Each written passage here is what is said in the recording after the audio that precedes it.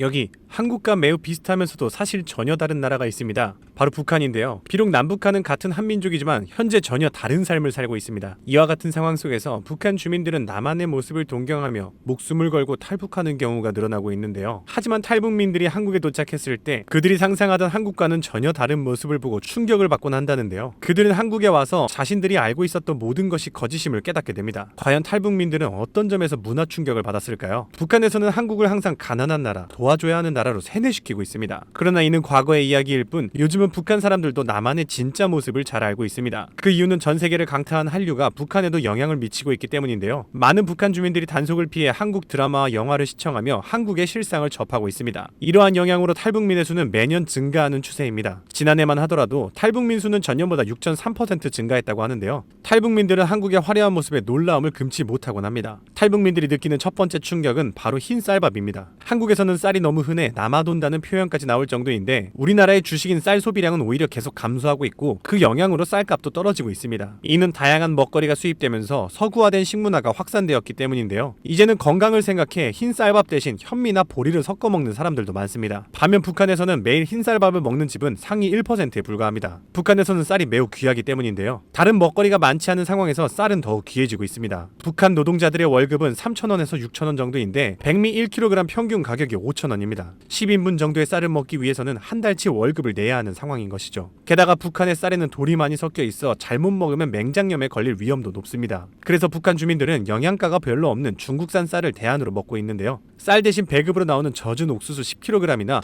국수로 끼니를 때우곤 한다네요. 두 번째는 바로 휴지입니다. 한국에서는 휴지가 매우 흔한 생필품이지만 북한에서는 굉장히 귀한 물건이라고 합니다. 심지어 팬데믹 당시 전 세계적으로 휴지 사재기 열풍이 불었을 때도 한국에서는 휴지가 남아돌 정도였죠. 이처럼 흔한 휴지가 북한에서는 사치품으로 여겨질 정도로 귀한 물건입니다. 특히 흰 휴지는 상위층만 사용하는 고급품으로 여겨지는데요. 북한에서 휴지 가격은 1,500원 정도인데 두세 명이 두 끼를 해결할 수 있는 강냉이나 국수 1kg의 가격이 2,000원인 것을 감안하면 휴지가 얼마나 비싼지 알 수 있습니다. 북한 주민들은 휴지 대신 노동신문을 대용으로 사용한다곤 하는데요. 이때 김정은의 초상화는 오려내고 나머지 부분을 사용한다고 합니다. 신문 외에도 학습지 종이를 찢어서 사용하기도 하는데 종이의 질이 좋지 않아 항문 질환이 발생하는 경우가 많다고 하네요. 탈북민들이 한국의 공중화장실에 휴지가 널려있는 모습을 보곤 굉장히 놀란다고 하는데요. 한국에서는 휴지 가격이 저렴하다는 것을 모르고 처음에는 휴지만 보면 손에 양껏 감아 주머니에 넣기 바빴다고 합니다. 세 번째는 금목걸이입니다. 물론 한국에서도 금은 비싸지만 상위 0.1%의 부자들만 가질 수 있는 것은 아닙니다. 길거리 액세서리 매장만 가도 14K 금부터 다양한 종류의 금을 구매할 수 있죠. 하지만 북한에서는 금반지나 금목걸이처럼 금으로 된 액세서리를 차고 다니는 사람은 상위 0.1%에 해당합니다. 그만큼 북한에서는 금이 매우 귀하고 비싸서 일반 사람들은 쉽게 접할 수 없는 사치품 중에 사치품인 것이죠. 흥미로운 사실은 한국광물자원공사가 2009년에 조사한 결과 북한에는 약 2,000톤의 금이 매장되어 있는 것으로 알려져 있습니다. 이 금의 가치는 약 60조 원에 달하는데요. 2000년대 초반 남북한이 만나 북한의 금광 개발을 논의한 적도 있었는데 만약 그때 광산 개발이 이루어졌다면 남북한 모두 금을 더 많이 볼 수 있었을 것입니다. 하지만 남북 관계가 틀어지면서 금광 개발 논의도 중단되었습니다. 현재 북한은 전기와 장비가 부족해 독자적으로 금을 채굴하기가 어려운데요. 이러한 이유로 금의 매장량이 많아도 금이 귀할 수밖에 없는 것이죠. 네 번째는 바로 스마트폰입니다. 2019년에 방영한 사랑의 불시착에서도 이 휴대폰에 대한 이야기가 나오는데요. 사랑의 불시착은 한국의 재벌 상속녀 윤세리가 패러글라이딩 사고로 북한에 불시착해 북한 장교 리정혁과 사랑에 빠지는 이야기를 다룬 드라마입니다. 여기서 여주인공이 남한에서는 한 사람당 스마트폰을 하나씩 가지고 있어요. 라고 말하자 북한 군인들이 거짓말이라며 놀라는 장면이 나오는데요. 이처럼 한국에서는 공짜폰, 효도폰 등 최신 폰이 아니더라도 쉽게 스마트폰을 구할 수 있습니다. 그래서 한국의 휴대폰 가입자 수는 전체 인구를 넘어선 지 오래입니다. 이제는 휴대폰이 없으면 본인 인증도 어려운 상황이 이르렀는데요. 하지만 북한의 상황은 전혀 다릅니다. 북한 이동통신기구 판매소에서 판매되는 휴대폰 가격은 북한 돈으로 약 200만 원 정도입니다. 북한이 자체 제작했다고 선전한 아리랑 터치폰은 약 330만 원에 달한다고 합니다. 그러나 돈이 있다고 해서 누구나 휴대폰을 살 수 있는 것은 아닙니다. 북한은 보안이 매우 철저한 국가인데 휴대폰 가입조차 쉽지 않습니다. 북한 주민들은 휴대폰 가입을 신청하기 위해 기관 책임자와 담당 보안원의 사인을 받아야 하는데 이들의 최종 사인이 없으면 가입 절차가 진행되지 않습니다. 이 과정에서는 뇌물이 요구되기도 한다는데요. 따라서 비싼 휴대폰 가격에 더해 뇌물까지 제공할 수 있는 북한 상류층만이 휴대폰을 소유할 수 있는 것입니다. 평범한 시민들은 핸드폰을 구경하기조차 어렵다고 하네요. 다섯 번째는 24시 문화입니다. 북한에서는 저녁에 전기가 잘 들어오지 않기 때문에 저녁 9시만 되어도 온통 깜깜해집니다. 2014년 2월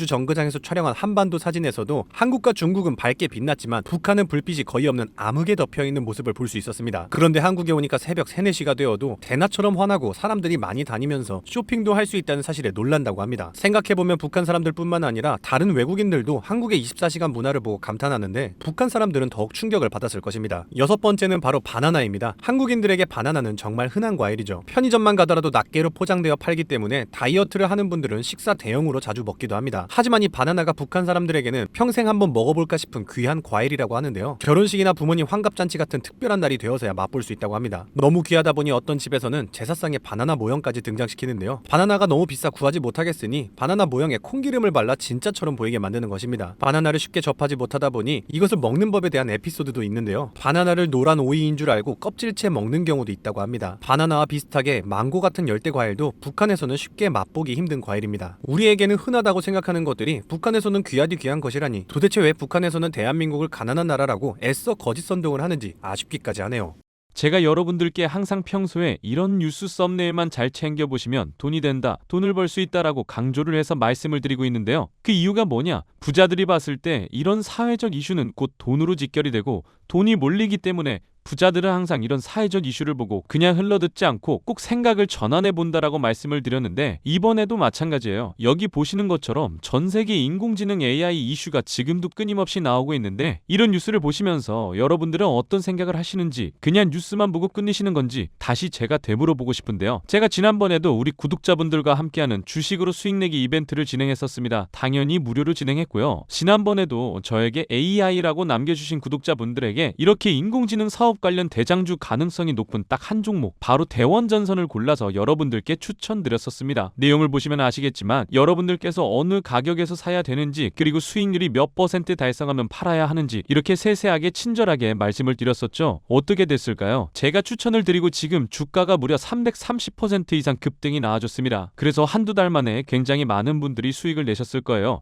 참여해주셨던 구독자분들 다시 한번 축하드리고요. 지금도 굉장히 많은 분들께서 이렇게 참여를 해주시고 계십니다. 기회는 끝나지 않았습니다. 지금도 역시나 돈이 되는 이슈는 현재 전 세계가 주목하는 미 대선과 인공지능 AI입니다. 두 후보가 이번 대선 경쟁에서 서로 앞다투어 인공지능 AI 사업에 대해 열띤 토론을 나눈 가운데 심지어 미 정보당국은 인공지능을 활용한 대선 개입 시도가 증가될 것이라 밝혔는데요. 이처럼 인공지능 활용의 수요는 폭발적으로 늘어나고 있는 상황입니다. 그럼 우리가 어떻게 생각을 해볼 수 있을까요? 당연히 인공지능 관련 사업들이 증가하면서 그 기업들 중에서 매출을 잘 내고 수혜를 받는 기업이 드러날 수밖에 없다는 것이죠. 그래서 우리도 당연히 이쪽으로 생각을 연결해서 보셔야 된다는 겁니다. 그래서 이번에는 여러분들에게 어떤 종목을 드릴 거다. 제 개인 휴대폰 번호 010-5557-4884 이 번호로 행복이라고 딱 두 글자 문자 남겨주시면 제가 인공지능 관련 기업 그 중에서도 앞으로 있을 인공지능 데이터 센터 수요 증가에 따른 전력망 인프라를 독점하면서 매출이 가장 잘 나오고 대장주 역할과 동시에 주가가 크게 뛰어오를 수밖에 없는 한 종목을 여러분들께 알려드리도록 하겠습니다. 현재도 이렇게 많은 분들이 이벤트에 참여하고 계시는데요. 여러분들이 주식으로 수익 내보는 연습을 한번 해보셔라 이렇게 말씀을 드리겠고 혹시라도 내가 주식을 하지 않는다고 하더라도 주변에 주식하는 분들께 추천해 주셔도 되겠죠. 그리고 연세가 좀 있으신 분들 중에서도 저는 조금 어려운 것 같아요 하시는 분들도 분명 계실 거라고 생각을 합니다. 그런 분들은 자녀분들에게 이 종목 한번 사봐라 이걸로 돈 한번 벌어봐라 좋은 조언도 해주실 수 있는 거죠. 그래서 지금 이 영상을 보시는 시청자분들 중에서 나도 돈 한번 벌어보고 싶다 가볍게 종목 한번 궁금하다 생각하시는 분들 어느 시간대건 상관없습니다. 제 휴대폰 번호 010-5557-4884 이렇게 간단하게 행복이라고 두 글자 보내주시면 이전에 드렸던 폭등 종목처럼 이번에는 인공지능 관련주 중에서 주가가 가장 크게 상승할 올해 대장주를 여러분들께 보내드리도록 하겠습니다. 아시겠죠?